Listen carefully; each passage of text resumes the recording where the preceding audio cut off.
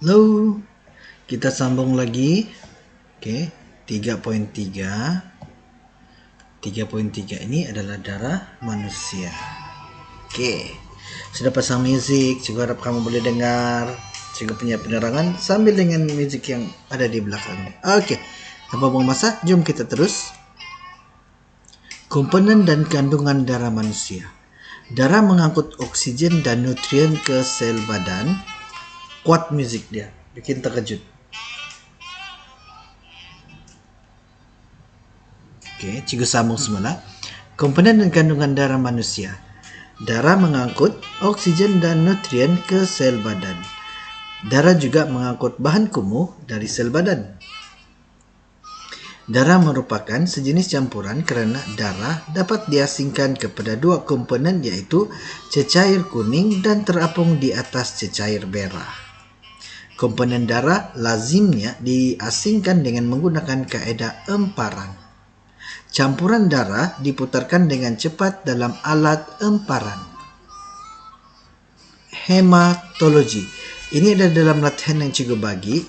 Apa nama pakar perubatan ini? Nama pakar perubatan ini adalah hematologi.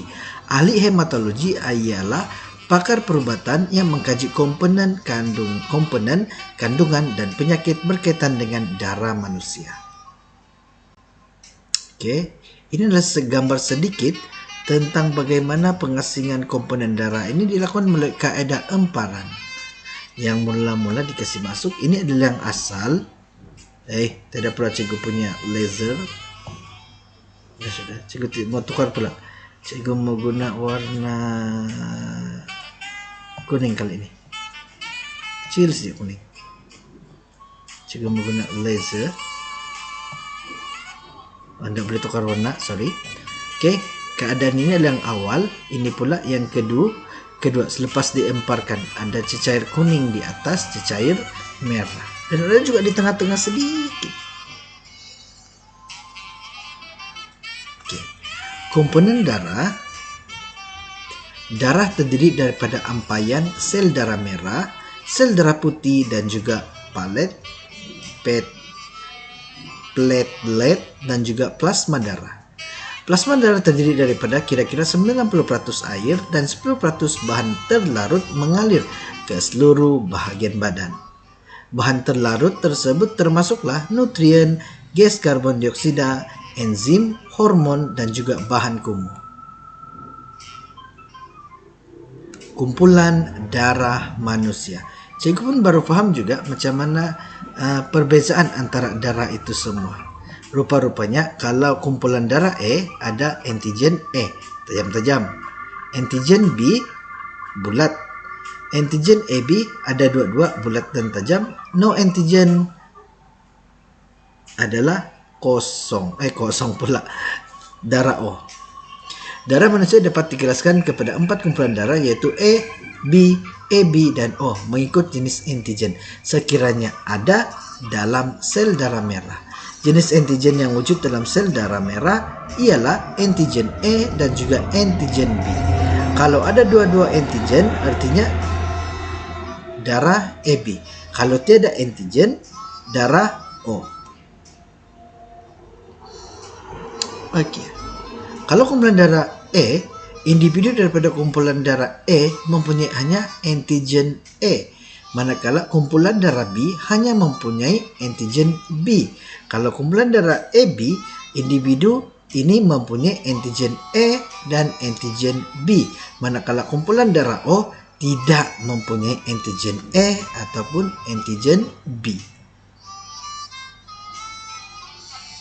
Okey, kita boleh nampak, plasma darah mengandungi antibodi dan jenis antibodi itu dan cikgu ulang, plasma darah mempunyai antibodi. Jenis antibodi yang wujud dalam plasma darah ialah antibodi A dan juga antibodi B. Oke, kita tengok di sini ya. Ini ada berkait rapat tentang berkait tentang dengan pendermaan darah.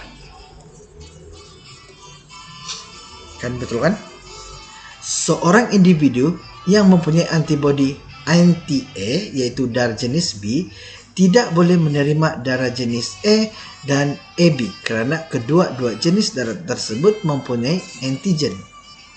Individu yang mempunyai antibodi anti-B pula darah jenis A tidak boleh menerima darah dari jenis B dan AB kerana kedua-dua jenis darah mempunyai antigen B. Individu yang mempunyai darah jenis AB bebas menerima semua jenis darah kerana tiada antibodi dalam darahnya. Wow, terbalik pula. Kalau jenis darah AB tiada antibodi, tapi kalau jenis A sahaja dia ada antibodi anti-B. Dalam kelas nanti cikgu akan terang lagi. Individu yang mempunyai jenis darah O pula tidak dapat menerima sebarang jenis darah lain kerana kehadiran antibodi anti-A dan anti-B dalam plasma darahnya. Mari kita tengok di sini. Cikgu mau kasih tengok juga antigen ni. Nah, bagian di sini nih. Okey. Kalau dia anti-B artinya dia tidak boleh menerima yang ada antigen AB. Kalau yang ada anti-A artinya antigen A dan AB ni dia tidak boleh terima. A dan AB tidak boleh terima. Kalau yang ada O pula kedua-dua ada jenis antibodi artinya langsung dia tidak boleh terima. Mari kita tengok, kita sambung. Macam mana pendermaan tu? Okey. Kalau penderma, ini adalah kumpulan penderma dan penderma. Ini mesti ingat punya gambar. Kalau kumpulan darah penderma A, dia boleh dermakan kepada A dan juga AB sebab ada kumpulan A. Kalau B pula dia hanya boleh derma kepada B dan juga kumpulan AB sebab ada darah B. Sebab tiada antigen A. Kalau AB pula dia tidak boleh terima mana-mana,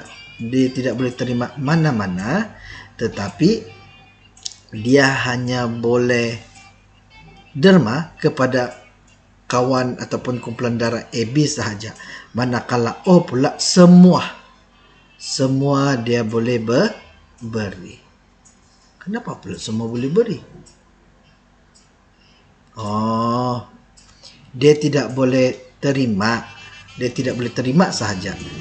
Maksud cikgu, yang ini dia tidak boleh terima. Dia tidak boleh terima. Maksud dia A itu macam A dia boleh terima dan menderma dan menerima. Nanti cikgu akan terang lagi. Cuma yang cikgu faham adalah ni. Okey. A tidak boleh derma kepada O, B tidak boleh derma kepada O, AB pun tidak boleh terima kepada O. Tetapi AB boleh terima dari O, AB boleh terima dari O, AB boleh berterima dari O, O boleh terima dari O. Jadi AB penerima universal, O penderma universal. Kepentingan menderma darah. Setiap hari, darah diperlukan untuk menyelamatkan nyawa. Darah mungkin diperlukan untuk pembedahan, masa kemalangan atau untuk merawat pesakit leukemia, hemofilia, dan lain-lain. Seorang individu yang sihat, GC melebihi 45 kilo dan berumur antara 18 hingga 60 tahun boleh menderma darah.